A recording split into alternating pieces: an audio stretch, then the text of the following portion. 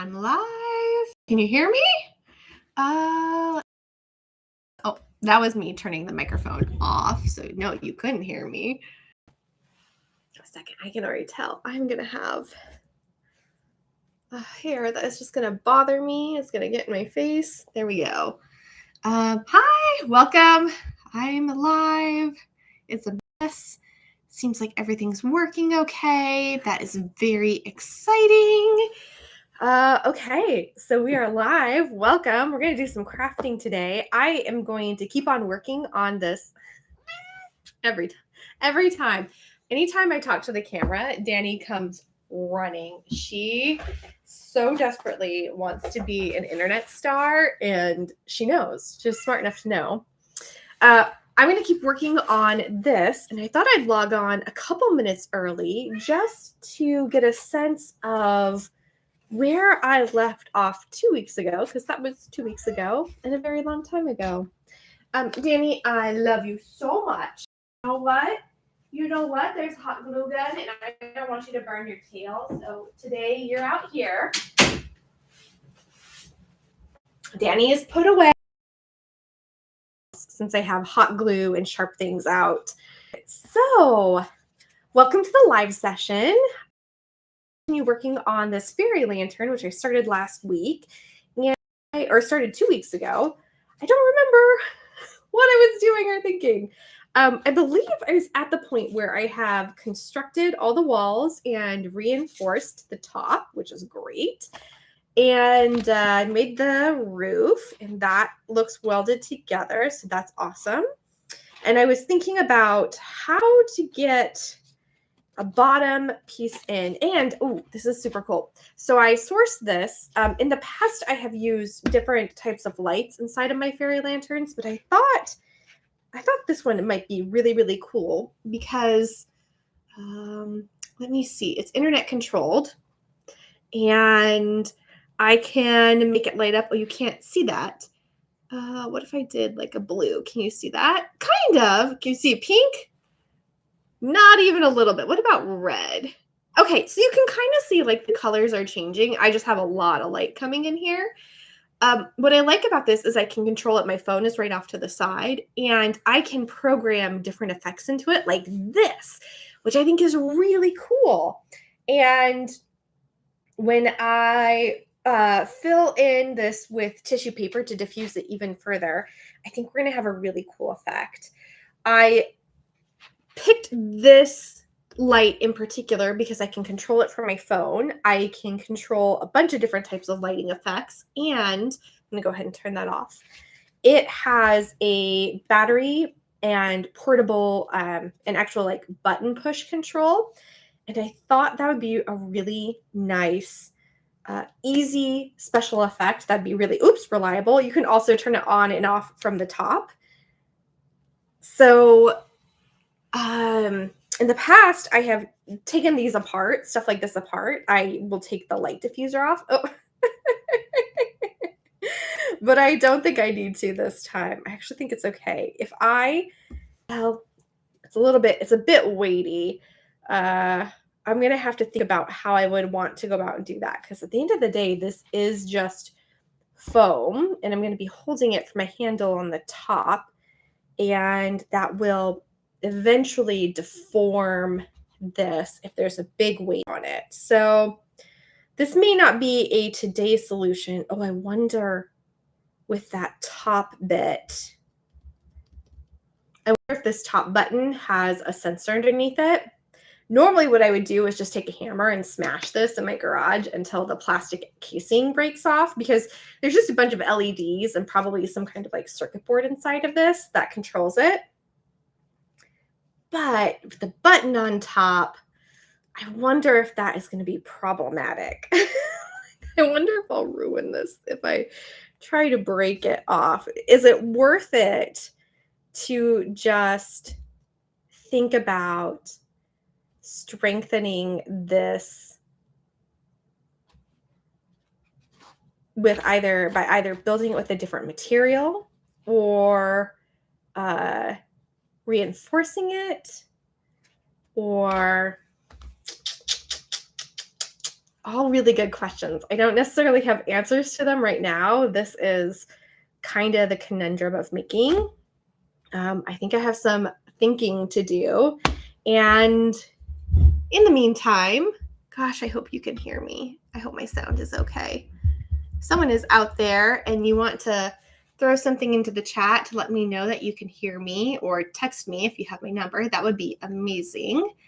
I think so. I think I see the mic. There we go. Oh, good. Thank you. I appreciate that. So, I do remember last time I was here, I was also thinking about this bottom, the base, making it a magnetic on-off type situation.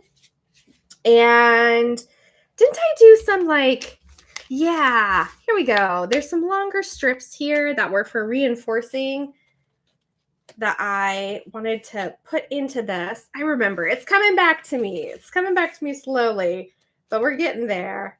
I was going to reinforce the bottom. I'm glad I didn't glue anything because I have been doing some thinking about this. Even though I don't quite remember where I left off, I was kind of chewing on how I wanted to build a really reliable mechanism on the bottom for getting stuff in and out of this. And if I use this light, it doesn't fit in there with the reinforcements on the base of it. So as a point of inflection, I wish I could say I have an immediate solution to this, but I do not. Still want to boop. I mean,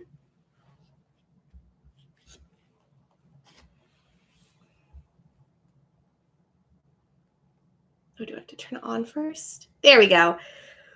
That's still pretty cool. It is kind of heavy. Foam is going to have a problem supporting that light in there. I really like working with foam because it's so lightweight. You could carry something like this that's just foam all day, no problem. And that's part of to me, the appeal to build with foam. Maybe I really like this light. It's really cool, but I don't think the foam is going to work. Darn it. Because I just think it's going to do this. I think I'm going to lift it up and the bottom will just fall out and there will be real big issues with that on the floor. And I am past the point in my life where I'm comfortable building fickle props just to have them. I want props that work really, really effectively, really, really reliably. And that means that I have to think about engineering up front. Maybe I keep building this foam one. I have a foam one that has some different kind of lighting effects with this. I have been playing around with little tiny micro fairy lights. They're on wires. I don't have any up here, which is really unfortunate because they're cool. You can take them and they're just powered by these little watch batteries, flat little watch battery cases, and you can twist them and mold them into really interesting things. And I've had a lot of success molding them into stamens for flowers, the little centerpieces, the little pollinator things that kind of come out of the center of flowers. And they're real pretty. They're just a gorgeous, easy effect. I could tape it, I could make a false bottom on this, build a bunch of flowers, glowing flowers inside of it, and put a bunch of the light switches here, and I could just and turn them on and off. Maybe that's the way I go. And then this is a digitized pattern, so I could make it out of something else. I have a ton of Glowforge just had their sale on their proof grade materials. So I went ahead and stocked up on my favorite, which is just their 1/8-inch draft board. I mean, I could cut these out of draft board, make it a little bit stronger, actually engineer some mechanical connection points. Maybe this is solid state out of draft board and I have some type of mechanical lock on the top of it, or even the side opens, like I can be clever about this and make it out of a stronger material so that I can use this later on, have interchangeable props. I kind of like that. That's kind of cool because when you're on the floor, the convention floor, and you're hanging out with people and you show up with one prop that does one thing, and then you go and eventually like you take a break. I go back to usually to wherever I have my little hidey hole, whether it's a hotel room or my car or a friend's booth, and I will put my snacks and my water there, and then I trade out my props, so I come back with something that does something quite like just a little bit different. And people I think they really appreciate that when they catch it, because they're kind of like, hey, wait, how did that happen? And I know what happened, but it's just like a fun little thing that I like to do on the convention floor. So that was a long-winded way of saying I'm going to make another one of these out of something a little bit tougher. But that doesn't mean that I'm done with this one. There's a little nubbin that didn't quite cut out of there. Let's poke that out. There's still plenty to do. So I do feel that it would still be really valuable to make the base removable for whatever I build inside of here. And this is certainly not in its final form, and it's going to need a lot of work because I'd like to put a bunch of shingles on this, and make it kind of cool and cottage core-y. I think maybe that's the way I go. So maybe what I do while I am still thinking about how I want to engineer down here, maybe I just work on cutting some thin pieces of 2mm foam and starting to glue on the shingles. Is that what I want to do? Hold on, is that what I want to do? I think so. I need to kind of like glue that in place. That can happen while I'm figuring out my plan of attack. Yeah. Gosh, I wish I was like one of those people who could just come on and be like, this is what I'm doing right now. I've been reading Adam Savage's book, Every Tool is a Hammer, it's just about his journey as a maker and the lessons that he's learned. And it's interesting because I feel very seen reading the chapters and some of the things that he talks about and he does. And I also feel like we are very different types of makers. It seems to me through his own description that he is a very fast builder and iteration is important, and speeding up that process is the priority. And I am a noodler in that I'll just kind of like work and think and think and think and think and try something and then think and think and think and think some more. Sometimes, most of the time. Every once in a while, I just have to like break that and go and do something to figure it out. And then that gives me something to think about. But it's not fast. It's really slow. And oftentimes I'm just like, I'm going to kind of think about this and kind of do this. And that's where we're at today. I think we can make forward progress, though. I don't feel like we're stopped up in any way. I think the way to go is to shingle this, to put some shingles on it, because we can put lots and lots of stuff on it. And while I do that, I can low-key be thinking about how I want to, if I need to support it at all, since it is just foam, I can literally just glue a square of foam in here if I needed to. And I mean, I know this is actually the base in the pattern. No, it needs to be bigger. Like it's not one step that prevents us from moving forward on other steps or makes it hard to move forward on anything. So let me move the scraps kind of off to the side. I didn't bring up any extra craft foam. I just have what I have in my scrap bin, and I have this big sheet of 2mm, which I think is going to be great for making a bunch of little shingles that I can first glue on and then take a heating element and score some texture into them later on. this is 1, 2, 3, 4, 5, 6, 7.5 inches. And how many shingles do I want? If a shingle is an inch long, an inch wide, and it has about 1/8 of an inch space between it and the next one, but it feels like a lot. 1, 2, 3, 4, 5. So about 6 shingles on the bottom row. And how tall is this? This is 5 inches. So if they are an inch by an inch, that's a square, not a rectangle. I don't think that's long enough. I think I would need an inch by at least 1.25 inches if I want some hanging out, maybe 1.5 inches. Those are awfully big shingles. Let's cut some foam and see how that feels. I have a smaller piece. Maybe we'll do this one so we don't sacrifice that huge. And I want to use if you don't have one of these like Omni grid rulers, the combination of these two clear rulers together to me is basically defined my entire crafting experience.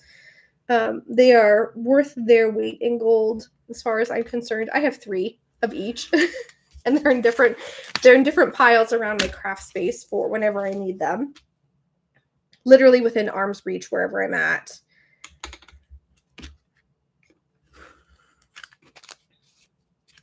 Is the blade dull, or am I not pushing hard enough, or I don't think the blade was out enough.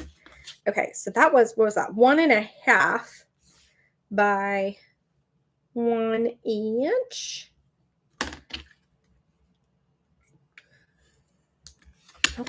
Okay. So that's 1.5 by 1 inch, which isn't so bad. I mean, grab this. Now imagine about 100 of those all lined up. I am thinking about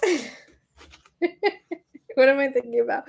I'm wondering about cost versus value, cost versus worth. Is it worth my time to cut and glue smaller shingles because I think they might have a really cool effect, but it will be a lot more work, or do I get just as much like bang for my buck with kind of like bigger shingles? I mean, I actually think smaller, but not by much. We're talking about like, let's see, fractions. This is an awful sound. Sorry. Just going to sharpen that blade up. I don't think it was me. Let's do 3/4 of an inch by 1.25. Oop. Is it me?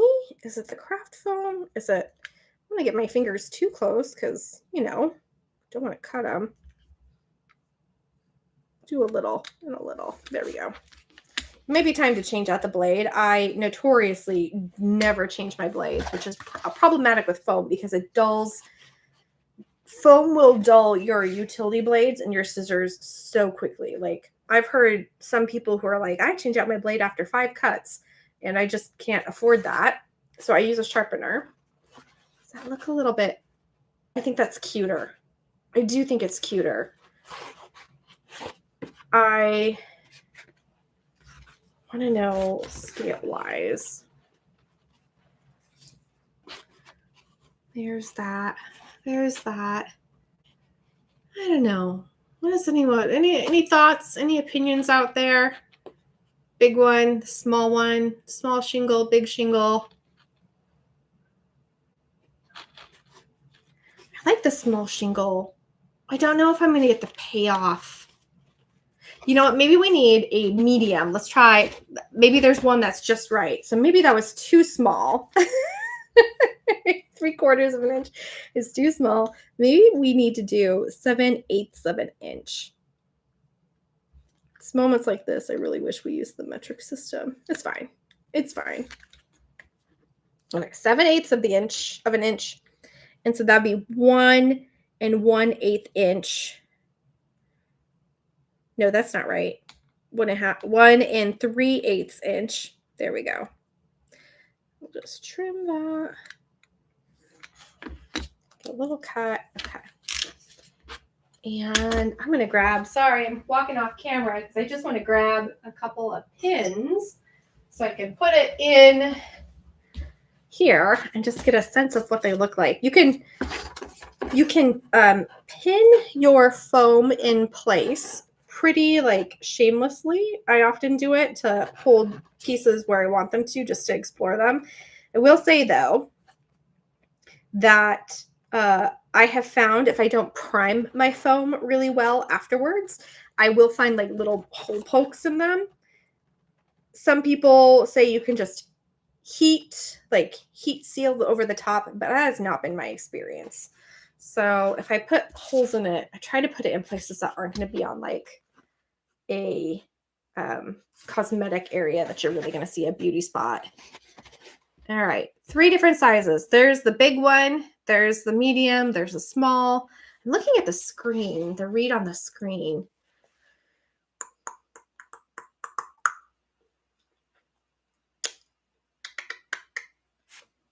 What am I thinking? I need to keep practicing speak alouds. I used to do those a lot with teaching where you just talk through your thinking process.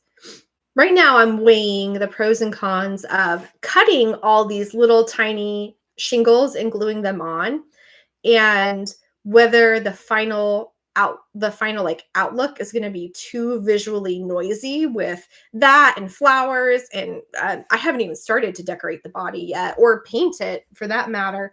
But I kind of think that's it. Like, I kind of think that's the branding that I'm going for. Is I want it to be this version, at least. I can make this one really visually noisy and busy and give your eye no place to land. I really like that style of building.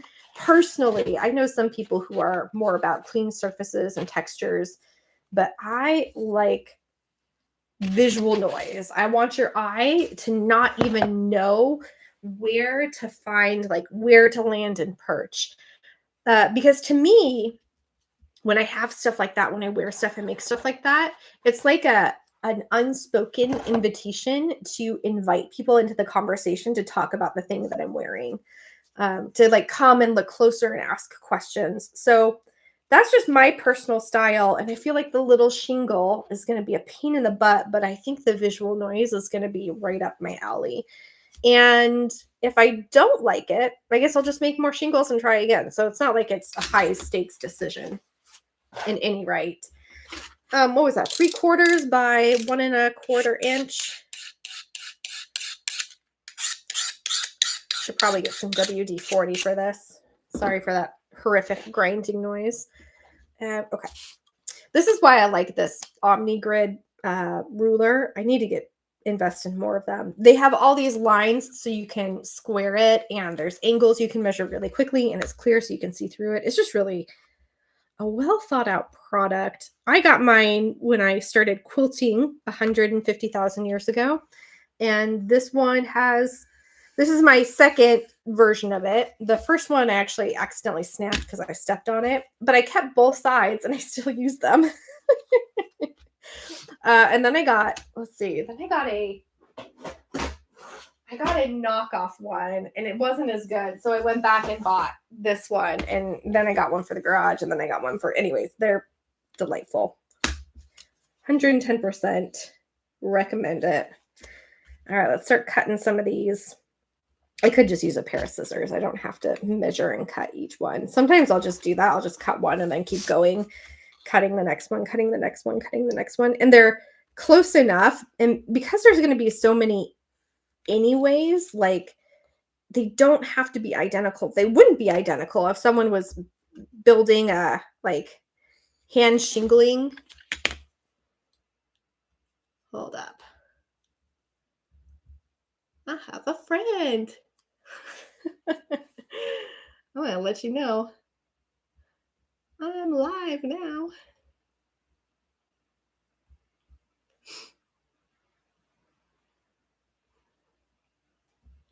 Here we go. So let's keep cutting these. Maybe I'll make, these are all my master shingle cuts, and I will then use them to cut other ones.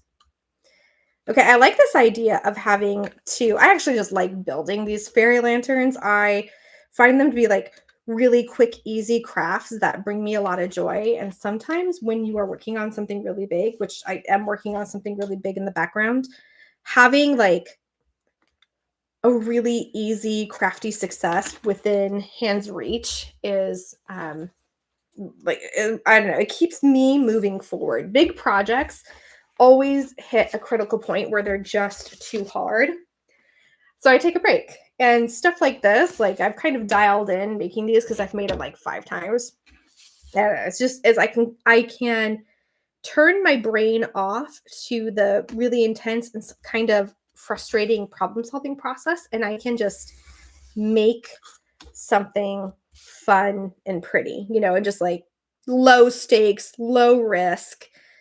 So making two, one out of foam from the kit that I have, and then making another one out of draft board doesn't make me feel like, it doesn't worry me. It doesn't stress me out. It just brings me a little more joy that I get to do that. I don't have anything that I'd be wearing this with.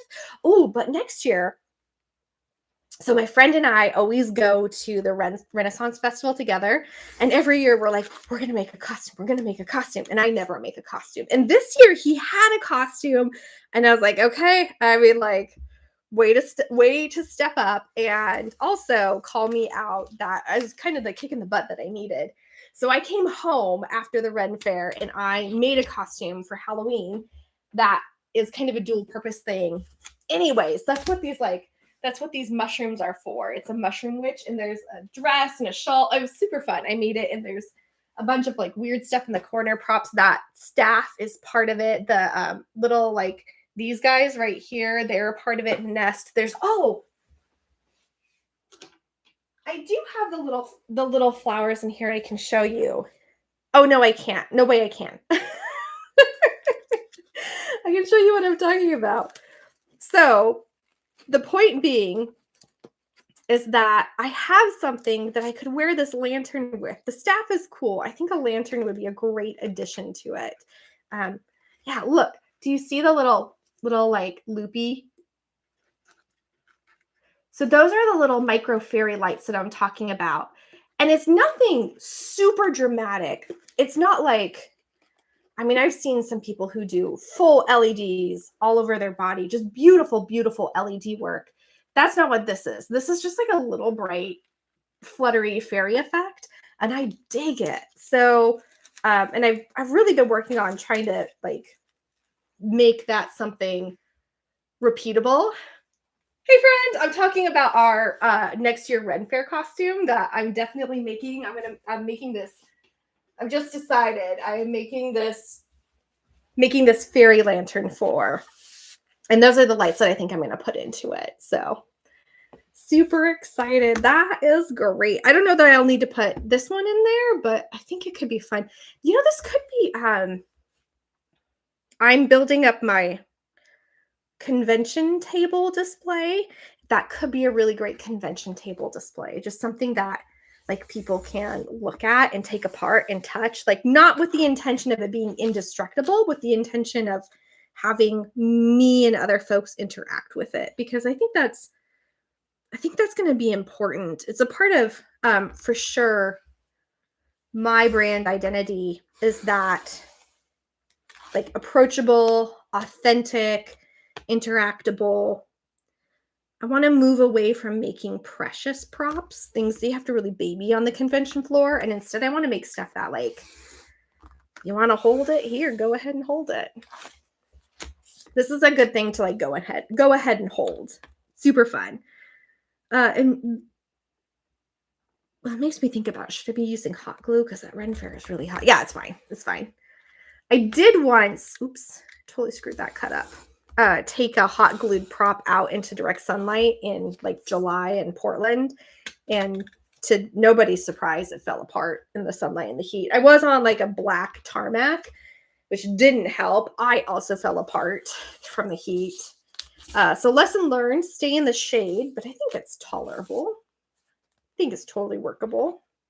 Okay, so what I did was I just cut out a bunch of long strips, and now I am not even going to use the utility knife. I'm just going to hand cut these with some scissors that I have definitely not sharpened anytime recently. And I'm going to have a pile. I'm going to have my like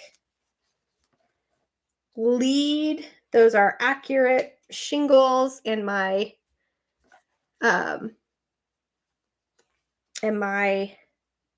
non-accurate shingles. Oh wait, did I do this wrong? Shut up. Oh no, I didn't. I did. We're good. Doesn't matter. I'm committed to this now. This is how it is.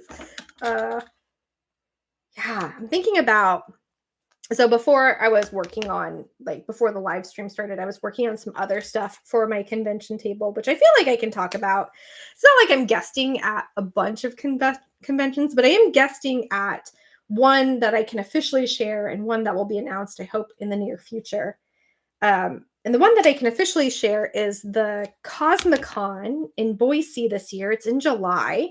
It's a new convention, and it's like as I understand it, it's a celebration of all things creatorship. So it's music and art and cosplay, and it's at the Grove, which if you are from Boise, like the downtown Grove, I grew up there. I haven't been back in many years, but that used to be where like the Thursday night music, Thursday Night Live was, and like I lived there before there was even the hockey arena, the big hotel and everything.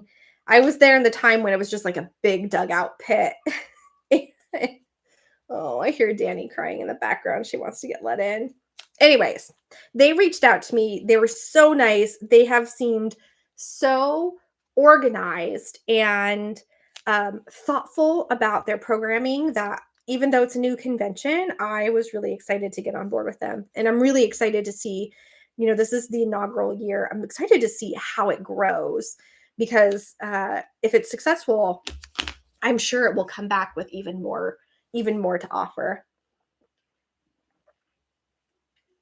So I'll be there with a table, and I've never had a table before, and I want it to be really cool. I want it to be really me.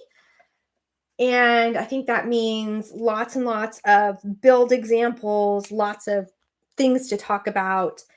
In the past, when my work has been showcased, it's always been roped off, which is great. That's fine. Like when I build big competition pieces, that actually makes me feel a little bit safer, because those pieces are,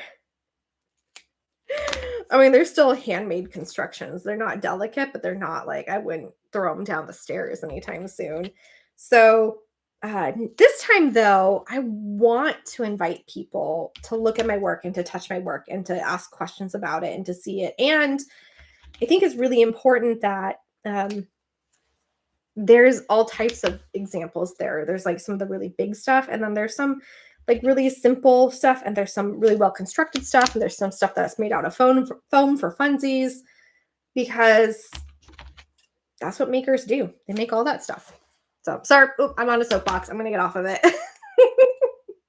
I keep cutting shingles forever. Should I count them? Do I need to? Let's imagine.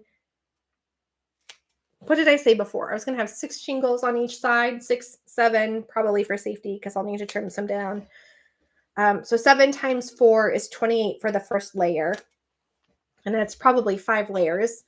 Not that I need to make that many for each layer, but let's say 28 times 5 layers, at least 100. At most 140. Probably get by with just 100 of these. And it's not as if, like, if I'm gluing these on and I run out, I can't just cut more. This is foam, just craft foam. I don't even source particularly special craft foam for stuff like this. This is literally like the 20 pack you can get on Amazon for, used to be for like 20 bucks. And I find that it works really, really well. And you can do so much stuff with it. And I don't treat it as like a precious material. So I can just build wildly with it. Adam was talking about this in the chapter that I just read in his book about building with cardboard because it's super available. You can do a ton of stuff with it, and it's really cheap. And so if you just need to figure things out and cut and glue together, it's a fast build material. It was one of those chapters I was like, oh, I really feel seen by this. And then, but then he was talking about like building very quickly. And I was like, oh, I feel less seen by this.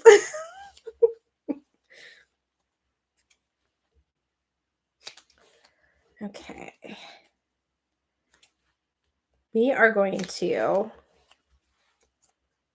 make a plan. Normally I just like turn on an audiobook and zone out and just snip, snip, snip, snip, snip, snip, snip forever. But I think what I'll do is snip all these big pieces first and then start to glue some on. That's a nice visual payoff to see if I even like it. Yeah, there. It's good. It's definitely not 100, but it's a good little pile. We'll do one more. This big one, and then we'll start to glue some on, and then we'll leave these off to the side because even if I don't think this will be enough shingles to cover the roof, but if it is, then I can use those other strips for some detailing work on the sides. I haven't been doing a very good job about thinking how I want to build the bottom. I made another years ago. I made a I clipped out my master. I made an OG character cosplay, and I made it so that I could guest at conventions with an untrademarked character of my own making, and I really like it. I call her the Dark Fairy, and I made lanterns and a staff for that character as props as well, just out of foam. Really fun. My own design, really challenging because it had to come from my own head, and that is a whole nother level of creative uphill work. But the point is, that was probably my first fairy lantern that I made was for that character. And I made two of them. And one of them was just like the one I'm making now. That's where this pattern came from. And the other was a 6-sided kind of like open gazebo type lantern. And I put a rock and a bunch of mushrooms inside of it that are UV painted. So if it's ever like I'm in a dark space with black light, they're going to light up like crazy. It's never happened though. And it just so happens that I actually really like the one that I had the light in that looks like this. So I carried it around more, but I've made a bunch of these in different ways.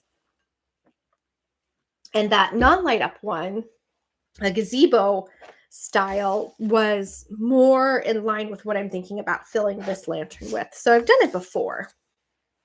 I'll put my OG there. And sometimes it is worth it to very carefully put out and pin all the pieces. Oh, you know what? I calculated for the 1-inchers. Oops. We're definitely going to have to cut more, way, way, way more shingles. That's fine. Sometimes I'll pin these in place. I don't think I need to for this. I think I can just eyeball it. Can I? I mean, it's not perfect. And corners are always hard. Do I try for getting more on there with less space between them, or more space between them? How much visual noise is too much visual noise? That's the question we're asking, really. I think 1, 2, 3, 4. That's 8 on this bottom line. I think that's fine. And I'll just put a little bit more space between them. And I see that because I know I'm going to have to go back and I'm going to flip that one around. I know I'm going to go back and re-shingle the corners in more of like a cascading kind of, what are those tiles called? Like on traditional Japanese architecture, like that. But for this, and I could use, I don't have to use hot glue. I could use something else that would give me a little more like working time. What I really want right now is something to rest this on so that I have a nice surface for it to just balance so that I can glue without getting, did this work?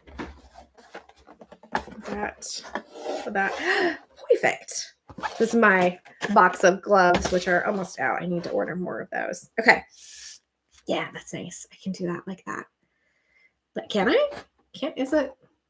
I could use that's fine. Maybe for the sake of just double checking, just thinking out loud, modeling good maker behaviors, I will just put on the next layer just to see how we're looking. Get a sense of what is going on with all of that.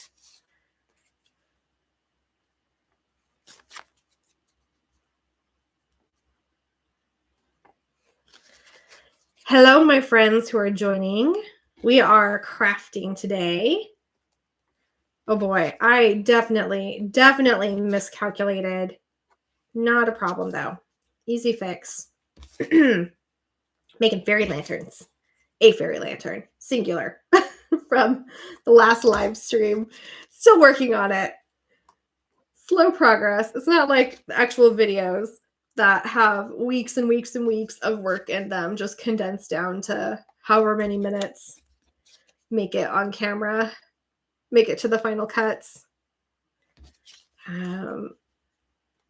Okay, is that too visually noisy? I mean, that's a fair question to ask. I thought I wanted a lot of visual noise.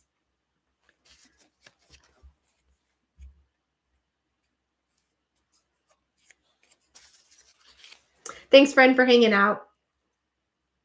I haven't forgotten you, BT Devs. This is the first weekend I have not been super crazy stupid sick. So I'll be reaching out to you soon. Okay.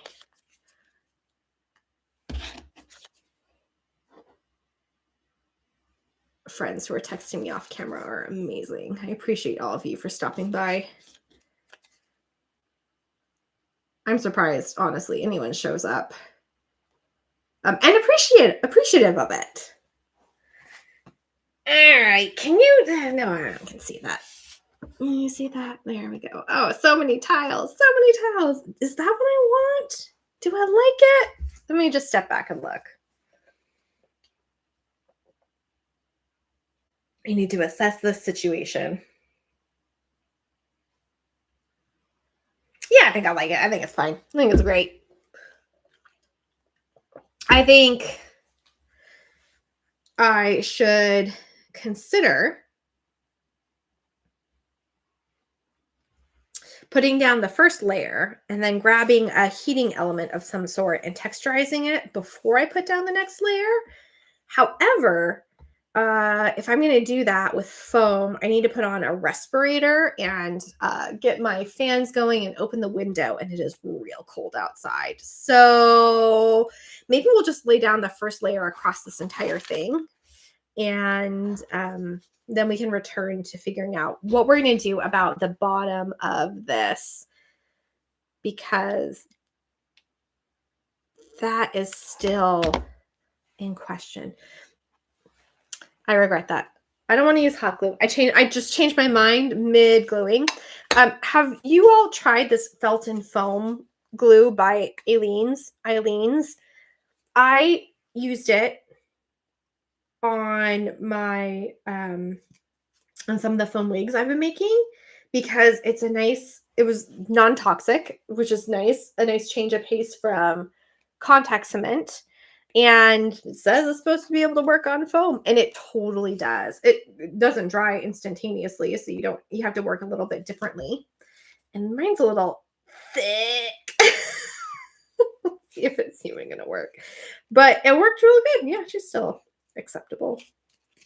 I don't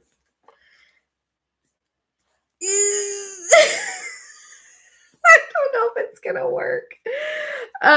It does genuinely glue foam to foam, which was amazing.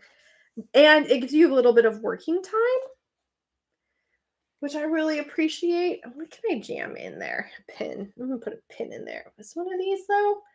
Where are one of my big ones? I want one of the big janky ones I'm afraid to use on fabric because I know it will tear my fabric. There. I want this one. I want this pin. This enormous T-pin. Yeah. No, yeah, it was jammed. It's totally jammed. Anyways, point being, I'm still figuring out how to best use this, but I can tell you right now, for foam, EVA foam wigs, some of that wig stuff I've been doing, like this one right here, it worked real good. It was really nice, and it wasn't toxic. So like I can work with it without a respirator. I just open the window and it washes right off your hands because it's just, like regular glue, so you don't have to go through 1,000 gloves with it like contact cement. This bottle might be dead to me. I'd be really sad. There's like a quarter of a bottle left. But when did I last use it? August? Maybe. I think I have another one. Let me look over here. Oh, is it in here? Is it in my thing of glues that I have yet to open? Oh, yeah, I do. Hey, thanks, Cass Christie. She was prepared. She was thinking about this. All right. Well, thank you, foam glue. You did good. Now I have to choose a different one. Okay. Anyways, I have really, really found that I like this. I haven't used it on in like this context at all. So this will be new. I don't mind experimenting with it. You better not be jammed either. I feel like, there may be a, there's a seal in here. But you didn't think you'd signed up to watch me struggle with opening a bottle of glue. I'm excited to see, maybe this will be a great solution for, I really like working with hot glue, but as you know, like in hot places, hot glue will fail you. And while I have built whole sets of armor hot glued together, after wearing them and sweating in them, I worry about their seam integrity. And I like working with contact cement. So when I make wearable armor, that's what I use. And I just respirator and gloves and do the whole deal. But if I don't have to do that for props, that would be, there we go, amazing. Because it gives you a little bit of, like when that happens, a little bit of like working wiggle time, which clearly I need. And hot glue is super great, reliable. You just don't, you got to go. You got to know what you're doing. You got to be ready to set it down. And I don't know that I do with these shingles. I remember when I first started cosplaying, who was it? I want to say it was Harrison Cricks, it was Wolpen Props, who published like a little PDF about how to weather stuff. And inside of it, there was this information about adhesives. And I hope I'm not getting it wrong. But I remember looking at it and being like, who cares? Who even? We'll just hot glue everything together. This is not important. And 15 years later, I regret that. I regret thinking that, like, boy, was I wrong. Adhesive science is a big deal because when an adhesive fails you, it can be catastrophic. And that is a lesson that I have learned repeatedly as adhesives have failed me. Fortunately, nothing like armor-wise, but there are just places where, like, it didn't work well. It didn't do the thing it was supposed to do. Or as I have learned, a chemical bond is not the same as a mechanical bond. So my practice has shifted slightly to less chemical based bonding and more what can I practically mechanically bond together, because you'll just get better work. Gosh, I really like how that did that because I could adjust it. Let's see if we can. Now, didn't I just say I was going to wait to do the second layer so I can heat? I did. I was about to put a second layer on. Oh boy. Okay, we're just gonna keep going on the bottom layer though. Didn't do it. I didn't do it. I don't really want to do work on this off screen. That's kind of not the point, but I might have to do some work off screen because I don't want to. I don't know. Is that interesting content? Watching me wear a respirator and heat sculpt something that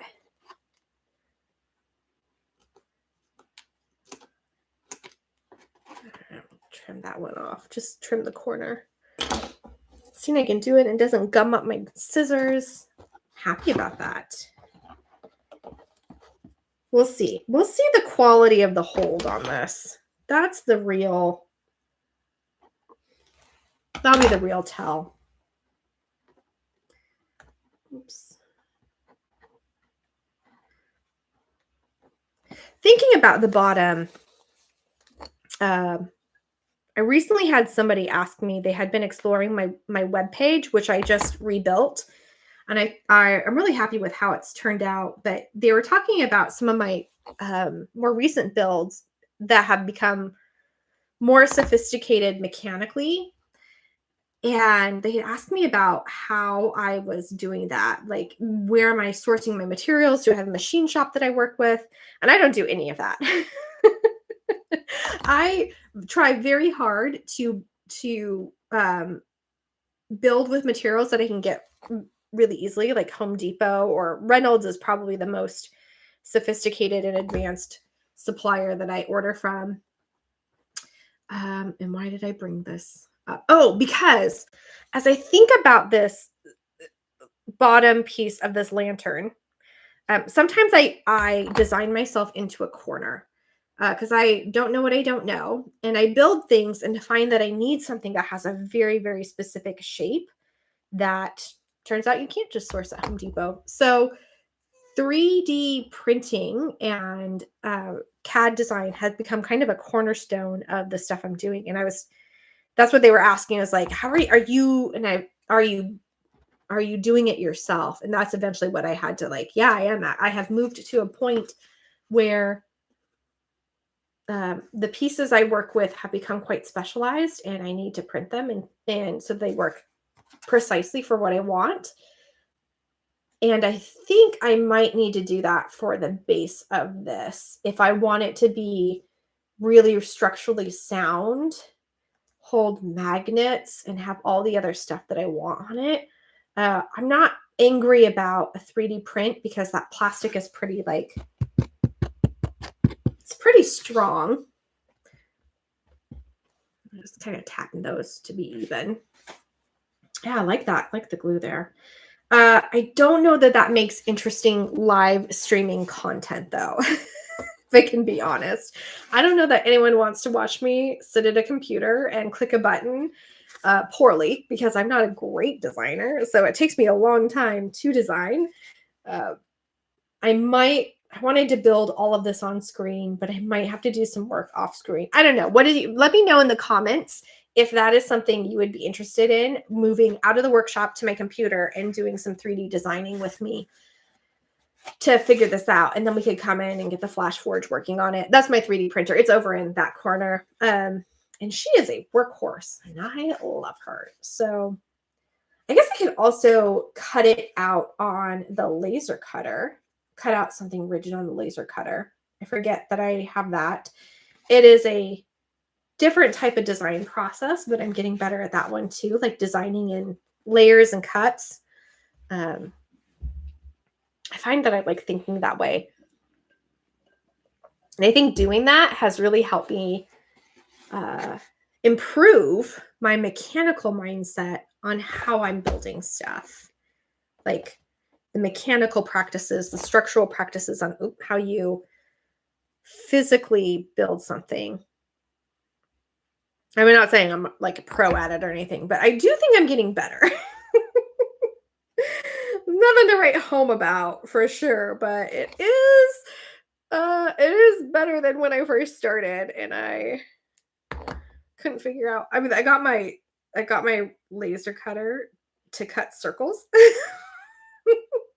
It's a story that I won't tell on the internet, but it does a really good job. Robots cut real good circles, in case you were wondering. They are really good at it, and I am not so good at it.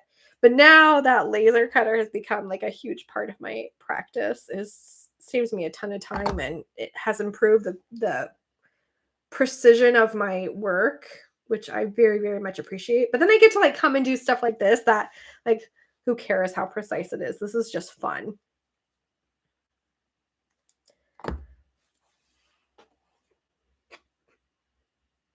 Maybe after I make all this on screen, like live streaming it, my next step will be to put the pattern online for free. So if you want to make it too, you could. The base pattern is here. All this other detail stuff, though, you see, I'm just like cutting and gluing as I go. It's not rocket science. It's just kind of soothing. I mean, I'm going to apply and cut tons and tons of these. I just trim the corners as I go because who cares if they're perfect? I'm using not sewing scissors because I would never do that, but little sewing snips. They work good enough. Just move it back into place if it shifts. It's not a big deal. Oh my God, I love this glue. I love that. This is great. We'll see how it sets. Hello. Again, like I'm going to set it now. A step that I'll do later on down the road is I will prime this, and that primer is essentially another layer of glue. So even if this doesn't have the bond of, like, let's say contact cement, which why would it bond like contact cement? I don't think it matters because I'm going to drench it in something else that will hold it in place.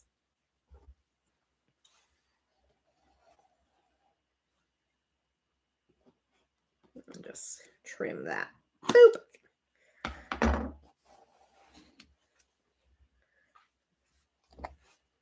Put another bottom layer of shingles. Just riveting content. This is my favorite though. I could do this. Like I have done this all day. Just slowly glue something together. Listen to an audiobook or whatever album that I can't stop thinking about and like be in my happy place. Anyone else feel like that? Just doing something over and over again. Crafty, quietly. It's my most joyful. Although I don't love hearing, I don't know if the microphone can pick this up, but in the background, I had to kick Danny out of the craft room because hot stuff and sharp stuff. She's crying. She's singing the song of her people loudly and with mighty enthusiasm. That breaks my heart. She is normally up here with me too. My craft room is upstairs. And for whatever reason, the thermostat is not awesome. So it's always really warm and I love it. I can deal with that. And Danny loves it too. So she'll just sit on a pillow and in front of the window looking out at the neighborhood, chittering at birds and children, and I'll just craft. It's wonderful. She's fine though. For an hour, she's fine. The cat is treated like royalty in this house. Oops. Okay, I'm just going to trim this one up too, this corner.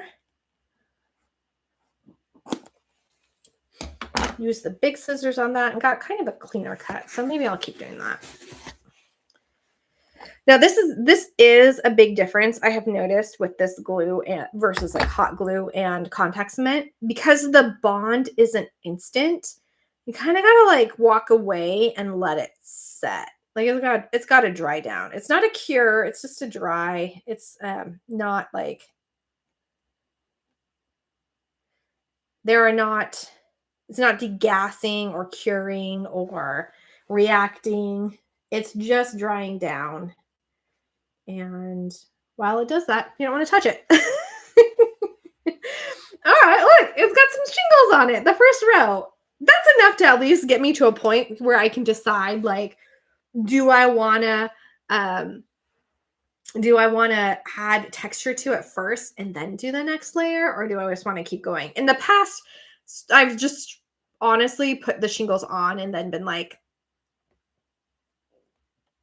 really, really rough with the texturizing. It's not that big of a deal, but we could be like,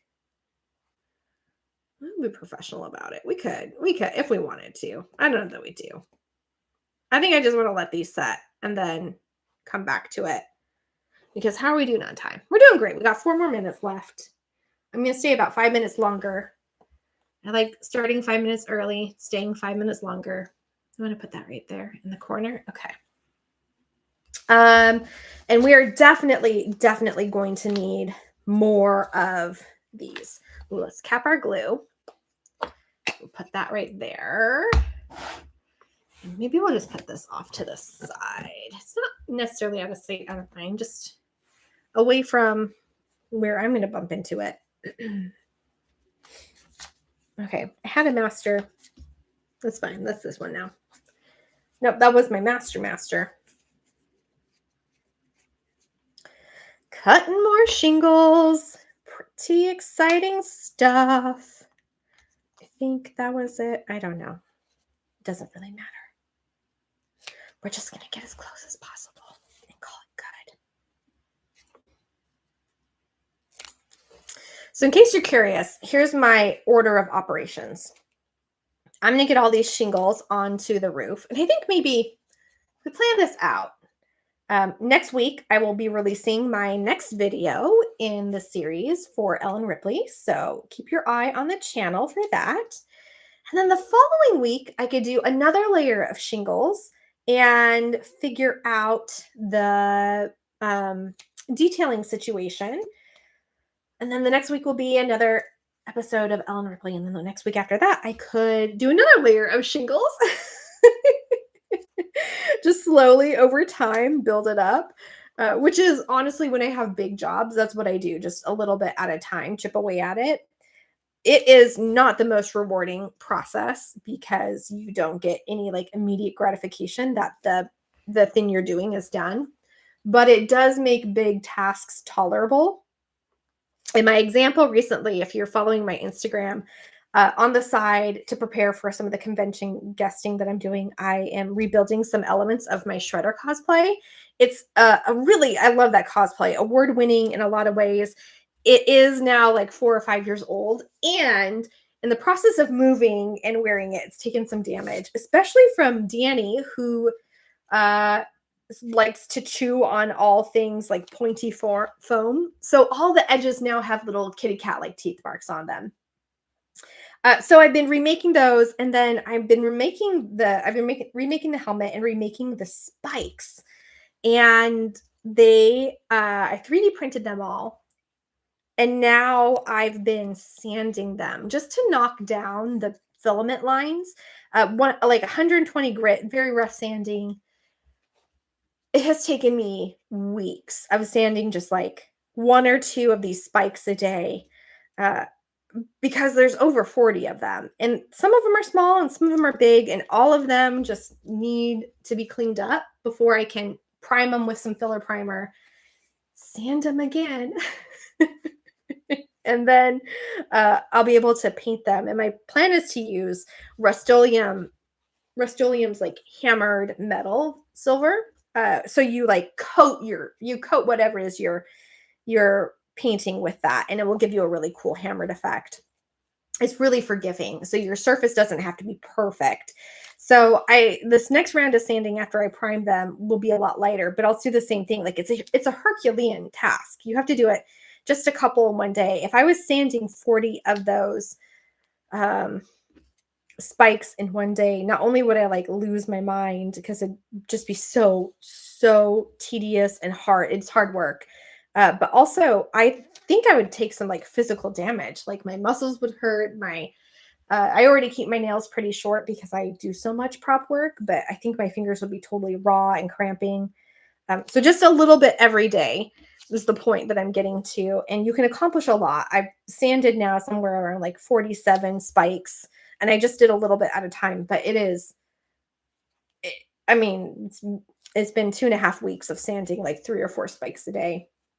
And there is no immediate gratification that the job is done. Like you work on it for a little bit and it's over. Like you just keep coming back to it. So we can do that with these. This isn't a big enough task that I feel like we couldn't complete it in one session, but that is an option. All right, that's our pile of the ones that I was working on. I suspect we'll need even more. We're doing on time. We're good. Danny thinks the foam is yummy. Maybe. Danny might also be asserting her dominance because obviously in this house, Danny is alpha and the rest of us are betas, if we were lucky. I mean, she is queen bee 110%. I love her though. I love her so much. And Jans is okay with that. He tolerates it just fine as long as he gets his treats in the morning and at night and has a warm bed to sleep in. He doesn't care. He never has cared where he lands in like the dominance list, but Danny cares and she lets us know. She is in charge.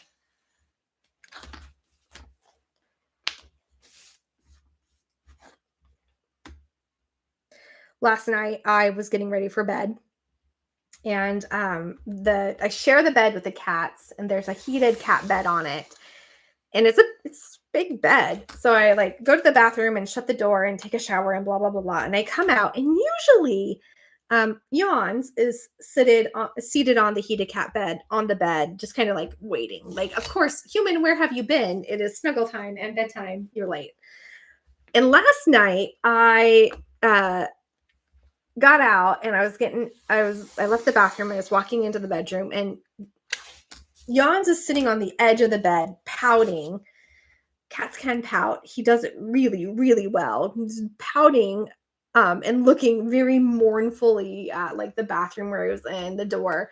And then there's Danny over on the heated bed. Just, I don't know how to describe her expression as like more than what you're going to do about it. She took his bed and she was wondering what my next move was, which was none. I'm not alpha. So Jans and I had to commiserate and just snuggle together, which I guess in the end was not so awful. What were these again? Were they 1.25? Yeah, they were. Well, this is it. This is the glamour. Where am I going to put all this? While I wait for the next, I need a project box. Maybe that's one of the things Adam talks about in his book. Third mention is that every day you should clean up your project space. And I don't do that. I just leave it in a state of chaos generally, but I like the idea. I like the idea of being that person who does that, who like purposefully puts things away in a meaningful sense so that she can come back to it later. He goes as far as making lists of like the next steps of things to work on, which like considering how long it took me to kind of remember where I was at, that may not be a bad idea. I'm going to put all of these in here. And I can set this little box. You can tell this is the box that we get when we order wet cat food, which is every order from Chewy. But they're great little project boxes, so I keep them because I'm a hoarder and I love them. And then when I use them up, I just throw them away. In theory, it hasn't happened yet, but I'm sure it will. I have magnets set aside for the next step. I don't want to lose those, so I'm going to put them in there. I have these strips that I need to cut into more shingles, ever more shingles. And here is my roof with one layer of shingles on it. Okay. Adam, you would be so proud of me. I mean, I haven't put any of my tools or anything away, but like step one is all that. I can set these off to the side. I can set all my strips back in their containers so they don't hurt anybody. There's that. You can't see it. I can't reach my hot glue gun to unplug it, but I will. I'll put this away. What I need is a box for my glue. Something to like just keep it close by. Except when I film here, then I'll have to move it. So maybe I won't. So I'm gonna put my foam away, and I've got off to the side. This is where I keep all my scrap foam, right in there. And here's my ginormous pin. And I need to decide if it's worth it. This is only like it's $25, so it's not cheap. But is it worth it to try to destroy this so that it's lighter? Oh, no. I decided I was going to build, maybe I should make a list, build one out of hardier material. Okay, so now we are all nice and picked up and ready for the next step, which will be probably applying glue. Oh, glue that down. To the next round of shingles, which are cut out, and maybe figuring out how to reinforce everything. Thank you for hanging out with me for this hour in crafting. It was awesome. And thank you to everyone who made comments. I really appreciate that. I hope you have a wonderful day, and I will see you next time.